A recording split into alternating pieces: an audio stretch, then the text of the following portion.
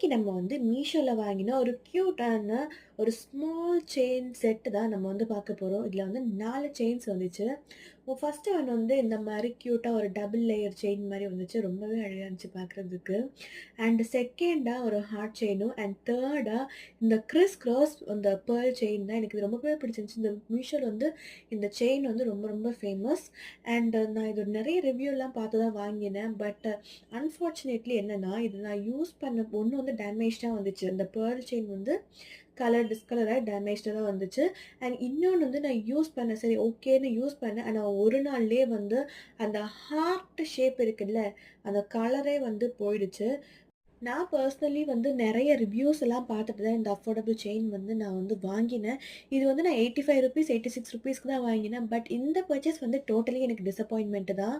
இதுக்கப்புறம் நான் மீஷோல வந்து ஜுவல்லரி செட் வாங்குவேனான்னு தெரியல. வாங்கினா கண்டிப்பா உங்களுக்கு ரிவ்யூ தரேன்.